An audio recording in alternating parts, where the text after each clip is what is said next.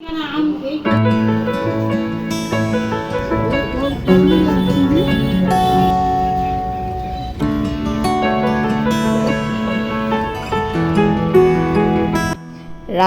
থেকে রোদেলার দাদা আম নিয়ে আসছে রোদেলার জন্য। হ্যালো এভরিওয়ান, আসসালামু আলাইকুম। This is me Nusrat Jahan and welcome back to my channel Raiyan Islam রোদেলা।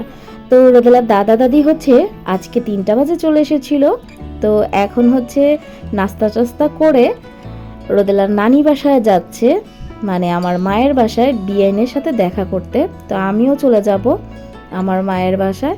আমি রাতের বেলায় রান্না করতে চেয়েছিলাম, কিন্তু তারা রান্না করতে দিবে না। তারপরও আমি সব মাংস টাংস কিন্তু কষায় ফেলছি এবং ইলিশ মাছ সব কিছু বের করে ফেলছিলাম। তারপরে বলতেছে যে না, আমরা বিয়ানের বাসায় যাব, তো চলো আজকে আর তোমাদের বাসায় খাবো না। তো আমার মায়ের বাসায় কিন্তু খাওয়া দাওয়া হয়েছে। ওই ভিডিওটা একদমই মনে ছিল না তোমাদের জন্য ভিডিও করব, যে পুরোপুরি ভুলে গেছি। তো সকালবেলা হচ্ছে ওর দাদির সাথে বলছে যে দাদি তুমি আমাকে স্কুলে নিয়ে যাবা, যেহেতু রোদেলার পরীক্ষা কোনোভাবেই মিস দেওয়া যাবে না। তো রোদেলার দাদিকে নিয়ে আমরা হচ্ছে পরীক্ষার স্কুলে দিয়ে রোদেলাকে তারপর হচ্ছে আমরা মাছ কেনার জন্য নদীর ঘাটে চলে এসেছি। এটা হচ্ছে বুড়িগঙ্গা নদীর পাড়ে চলে এসেছি। আর রোদেলা তো পাঙ্গাস মাছ খেতে অনেক পছন্দ করে, এই জন্য ওর দাদি বলতেছে চলো আমরা ওকে সারপ্রাইজ দিব, মাছ নিয়ে আসি। তো এর থেকে বড় মাছ আমি পেলাম না। পাঙ্গাস মাছটা যেও ছিল অনেক বড়, 4টা মাছ ছিল, কিন্তু মরা মাছ আবার একদমই ভালো লাগে না, একটা বাজে একটা স্মেল আসে। এই জন্য এইটাই একদম হাইস্ট পেয়েছি, 3 কেজির মতো হবে। তো সেটাই নিয়ে নিয়েছি এবং চিংড়ি মাছ নিয়েছি। তো নিয়ে নেওয়ার পরে এবং মাছগুলো ভিডিও করতেছি তোমাদের জন্য। এগুলো কিন্তু অনেক টাটকা টাটকা মাছ, সামনাসামনি দেখলে বুঝতে পারতে কি পরিমাণে যে টাটকা। আর নদীতে দেখো পানি কিন্তু একদম ভরে গেছে, নদী একদম টই টুম্বর আর অনেক সুন্দর লাগতেছে। যেই কালো পানিটা আছে না, সেটা এখন আর কালো না, একদম পরিষ্কার হয়ে গেছে, বর্ষার পানি আসছে তো।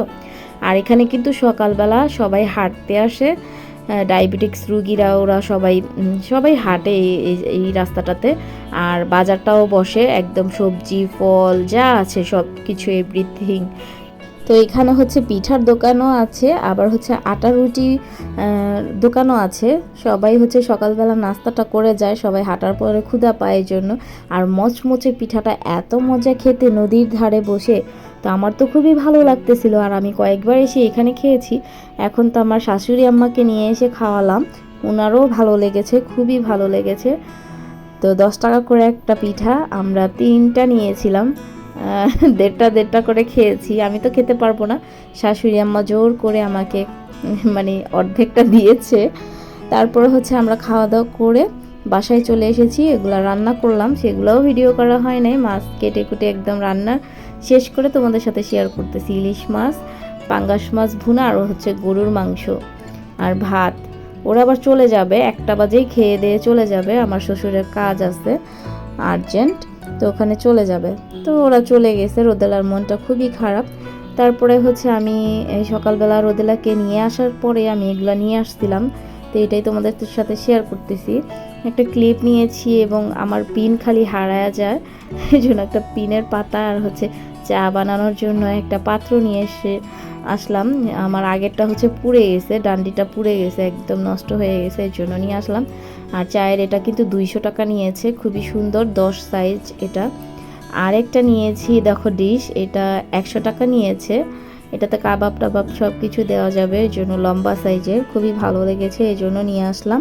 তো আমার আবার রাস্তায় কিছু ভালো লাগলো, এটা নিয়ে আসি আমি। তারপর হচ্ছে একটা পাপোশও ভালো লেগেছিলো, পাপোশ, তো সেটাও নিয়ে আসলাম। পাপোশটা খুবই সুন্দর, 150 টাকা নিয়েছে। বইলো তো কীরকম হয়েছে।